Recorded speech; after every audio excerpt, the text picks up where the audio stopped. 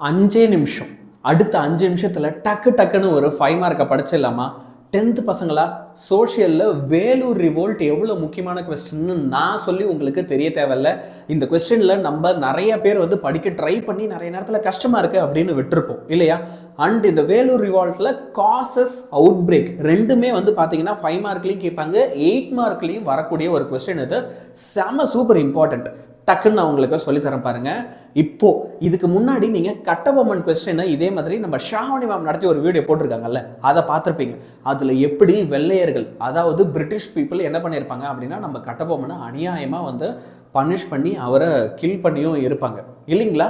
இப்போ அதோட கண்டினியூவேஷன் தான் இந்த வேலூர் ரிவோல்ட்டுடைய கதை. ஸோ அது என்ன வேலூர்ல ரிவால்ட் உங்களுக்கு தெரியுமா?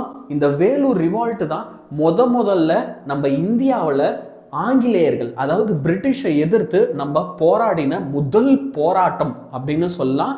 இதுல தான் முதல்ல நம்ம அடி எடுத்து வச்சோம் பிரிட்டிஷ் மேல. ஸோ என்ன பண்ணாங்க, இதுல என்ன பண்ணாங்க அப்படின்றத நம்ம தெரிஞ்சுக்கலாம். First, after the suppression of resistance of Kattabomman, எப்போ 1799 நம்ம என்ன பண்ணிட்டாங்க, நம்ம கட்டபொம்மனை அநியாயமா கொன்னுட்டாங்க. அண்ட் மருது பிரதர்ஸ் இருக்காங்கல்ல, அவங்களையும் நசுக்கியாச்சு. மருது சகோதரர்கள் 1801 அவங்களையும் நசுக்கியாச்சு. இப்போ அவங்களை எதிர்க்க இருந்தது ஒருத்தவர் தான். அவர் யாருன்னா நவாப் ஆஃப் ஆர்காட்.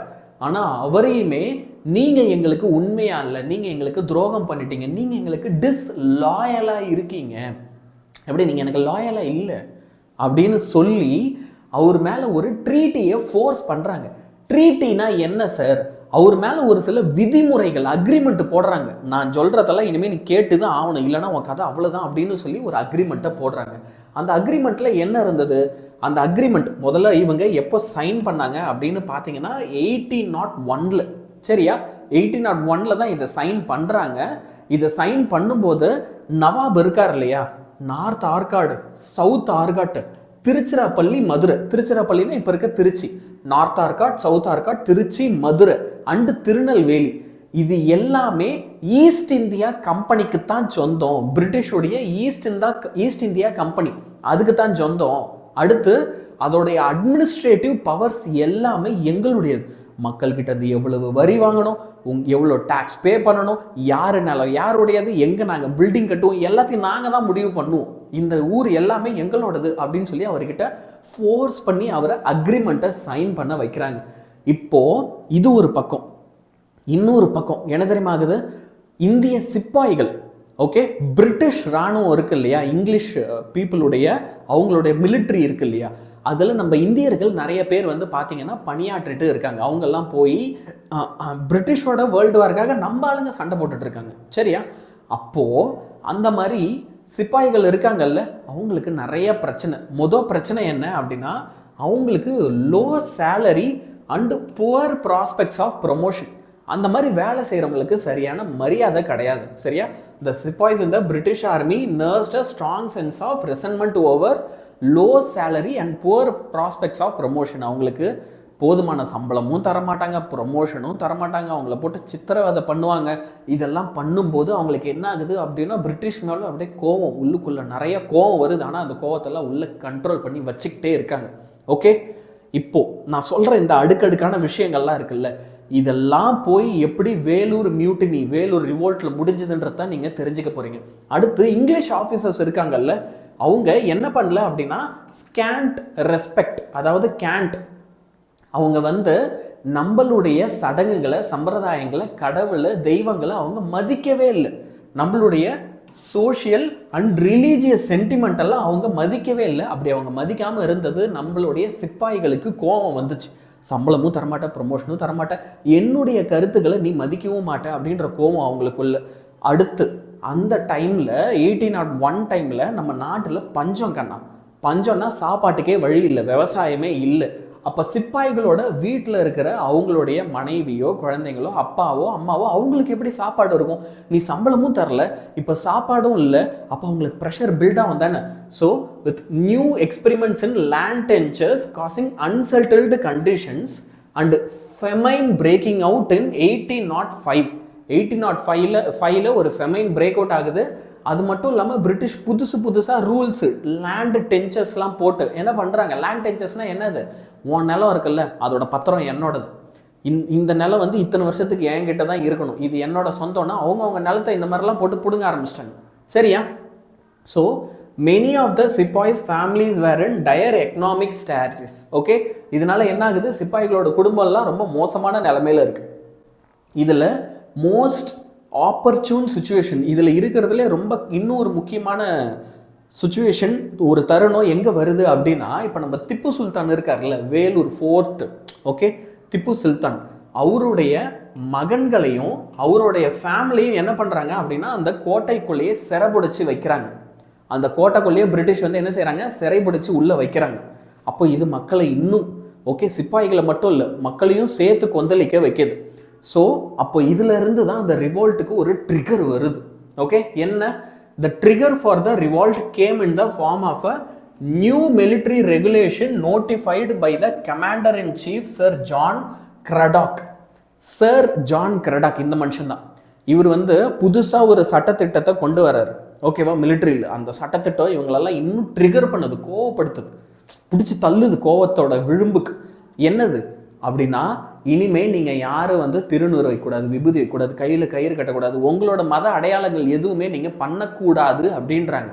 ஏங்க என்னங்க, எங்களுக்கு நான் என்ன தான் பண்ணலாம் சொல்லுங்கள், நீங்களே என்ன தான் நான் பண்ணும், உயிரோடையாவது இருக்கலாமா வேணாமா அப்படின்ற அளவுக்கு அவங்களுக்கு கோவம் வருது.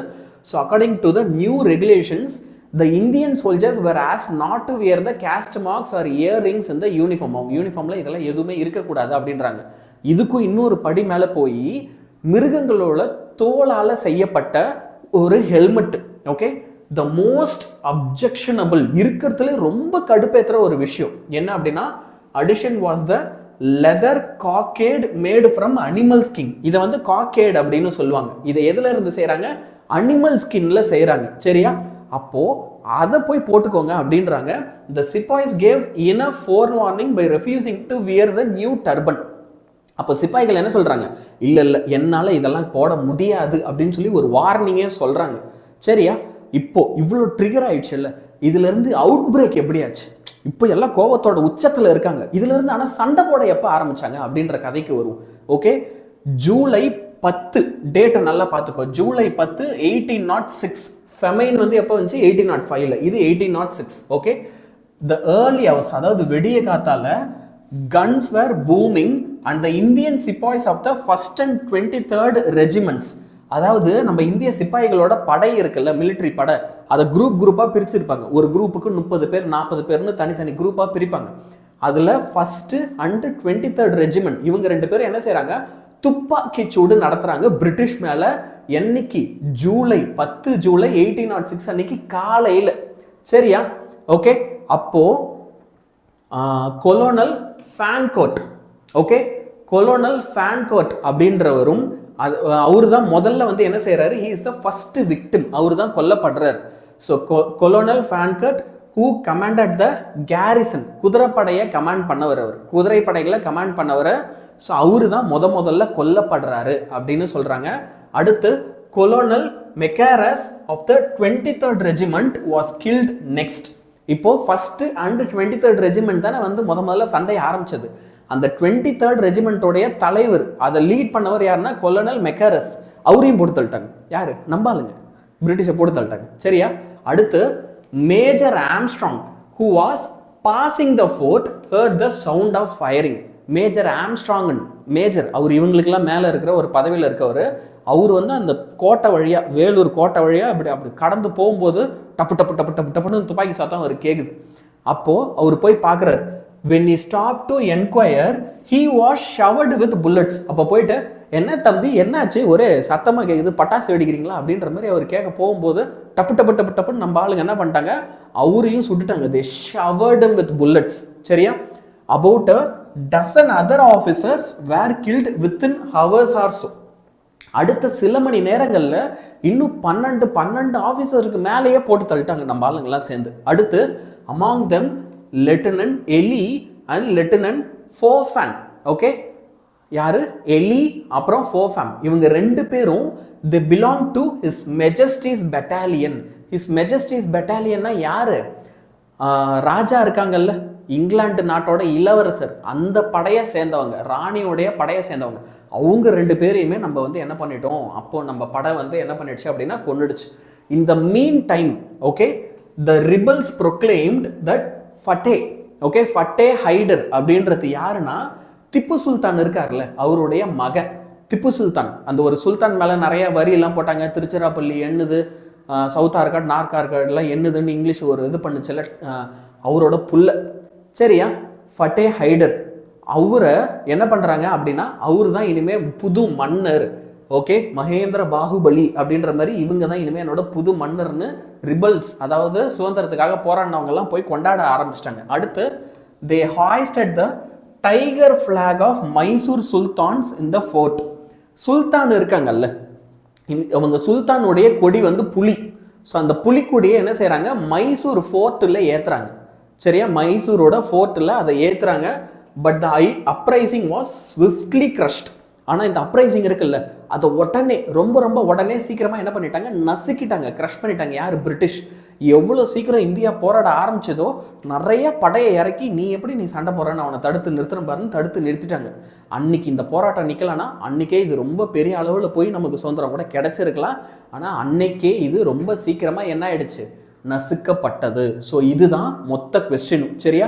இப்போ டக்குன்னு இதை போயிட்டு 1.5 டைம்ஸில் வச்சு ஒரு ரீப்ளே போட்டு பார்த்துட்டுனா உனக்கு என்றைக்குமே இது மறக்கவே மறக்காது, ரிவைஸ் பண்ணி முடிச்சிடலாம், சரியா. ஸோ இதே மாதிரி இன்னொரு கொஸ்டினை சூப்பர் ஃபாஸ்ட்டாக வந்து நான் சொல்லித்தரேன். until then, goodbye from Yazhiniyan Sir.